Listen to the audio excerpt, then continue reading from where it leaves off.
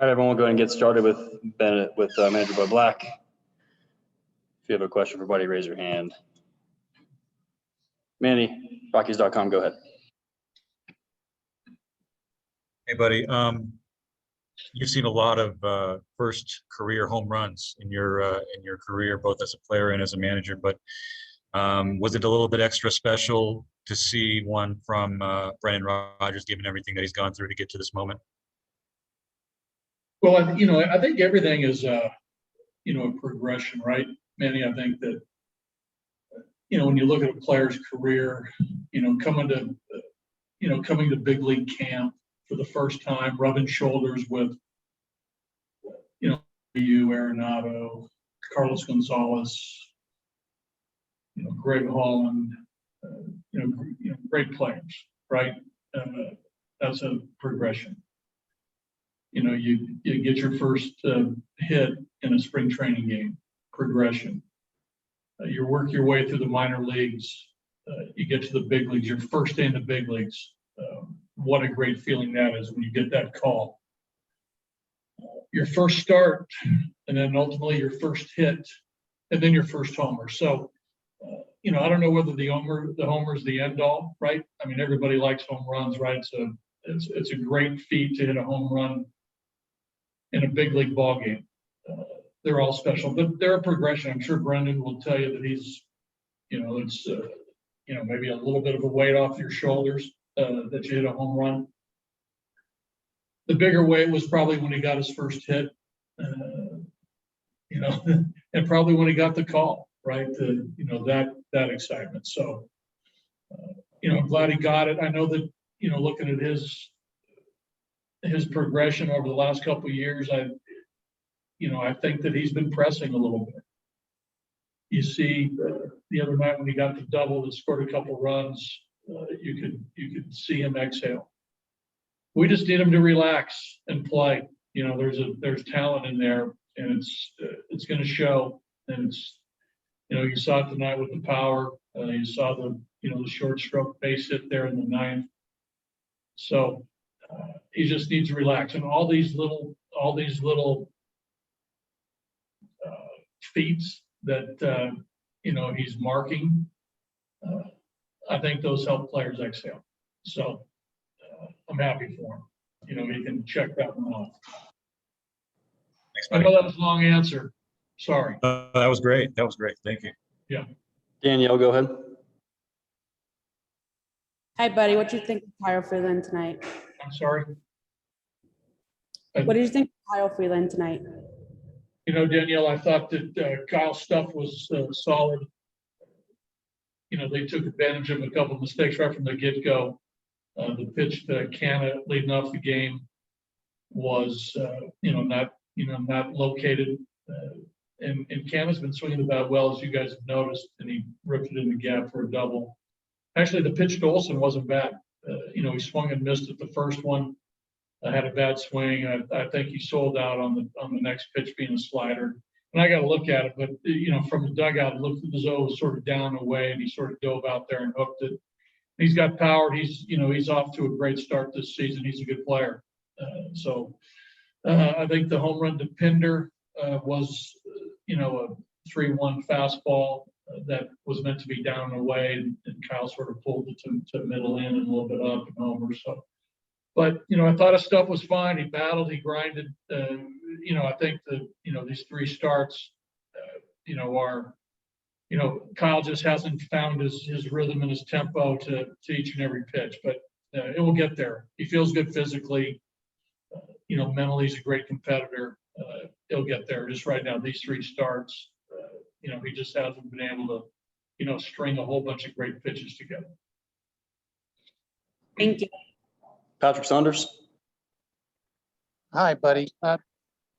Earlier today, I asked Raimel Tapia about his ability or his increasing ability to stretch that single into a double. He's been doing that with regularity, beating the tags at second base, et cetera. What have you seen from him that's allowed him to really utilize that speed and start doing those sorts of things on the base paths? Well, I think with with Raimel, I think he understands, he's getting to know this ballpark and how this ballpark plays. When you hit the ball to certain parts of the ballpark, especially ground balls or line drives, and where the fielders are playing. So we've all talked about the spaciousness of the outfield. So when a ball's hit, you know, a ball player's immediate instinct is, can this be a double based on this ballpark and where the outfielders are positioned? That's number one. Well, actually, number one is to, when you hit the ball, you break out of the box fast. You're running at full speed, knowing that there's a lot of doubles in this ballpark potentially because of the spaciousness of the grass. And we have scouting reports on outfielders who maybe don't charge the ball well, going side to side. They're not great. And then you take into consideration the arm strength of the particular outfielder. All those things come into play. It's something that we talk about pregame. It's something we talk about in-game. It's something that players are aware of. So with Tap, understanding this ballpark now for a couple of years, where he hits the ball, outfielders positioning, outfielders arms, running hard out of the box, those go into stretching a single inning. I know that's a long answer, but that's sort of the long story. No, that was interesting. One more from me, buddy. Rymac, 3 Ks tonight. We were commenting on the press box. He doesn't look quite 100% after the groin pull. Is that fair, or you just not have a good night at the I just plate? think he had a bad night. The groin's fine. Okay. I just, you know, for whatever reason, maybe he just didn't pick up the ball against Urban, didn't pick up the ball against Luzardo, who's got a good arm. Both of, I mean, you know, Urban tonight was, you know, throwing the fastball at the top of at the right height. You know, we've talked about the high fastball over the last 3 or 4 years and its usage in Major League Baseball. He tonight did a really good job of throwing that fastball right at the very top of the zone, where to the hitter eye, it looks good. And even though it was maybe 91, 90, 92, you know, it had a little hop in it. You know, he's got a sort of a crisp fastball, even though it's only 91. And to Mac, it was like letter high, and, you know, Mac just couldn't get to it. I think Fuentes swung through a couple there at the top of the zone as well. So, you know, I think the groin's fine. I think it's just that, you know, he just didn't see the ball tonight against Luzardo and Urban. And I have one more, if you don't mind. No, I don't mind at all. When Brendan hit his home run, you know, I looked at your dugout, your bench, and the guys were really going pretty crazy for it.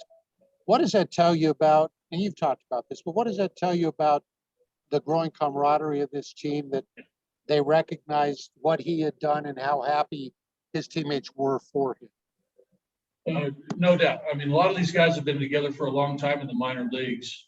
And, you know, with Brendan, you know, he's well-liked, well-received. You know, the guys are really pulling for each other. I saw the same thing last night with Trejo when he hit his home run. And I think, you know, also I think guys realize that, you know, maybe the external pressures that have been on Brendan because of the prospect status, and they know how, you know, hard he's trying to, you know, at times maybe live up to this. You know, the guys feel that, you know, they understand that feeling. So when a guy hits the homer, his first one, I mean, they feel happy for him that he doesn't have to, like, you know, keep waiting for that first homer. It's like, you know, the first hit for, you know, for any guy who has this type of status, whether fair or unfair. And I think the guys were happy for him because I think the players understand that, which is cool, which is great. Thanks, buddy. Yeah. All right, we have time for a couple more, so we can get to Kyle Freeland. We'll go to Nick Roque, then Owen, and then Noah. Nick, go ahead. Yeah, buddy, we might not be able to talk to you in the morning. Do you have any update on John Gray? Yes, I do. John came back this afternoon after getting some scans. The scans came back clean. John, my conversations with him, he feels fine as far as, the soreness that he felt yesterday. He got some treatment today. Keith and our doctors are encouraged where this is going to be headed in a positive fashion. So, we feel good about where John is and the examination, both clinical and also on, the MRI. Awesome. And do you think he'll be on the road with you here this week? Sure. Yeah, he'll go with us and he'll continue to get treatment. He'll at some point probably get a ball in his hand on this trip and start the progression to get back on the mound. Excellent. Thank you, buddy. Yeah, you got it. Owen, go ahead. Yeah, buddy. I wanted to ask about Chassin.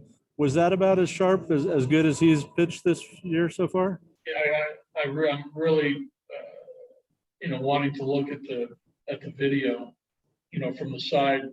It looked as though the ball had, tremendous movement, both the fastball, the breaking ball. Again, it looked as though he was crisp, movement, command of the move, control of the movement. He looked good. He elevated the ball to Garcia for the punch. A couple good breaking balls, threw a breaking ball to Canna for the strikeout. His stuff looked good. Strikes, attacked.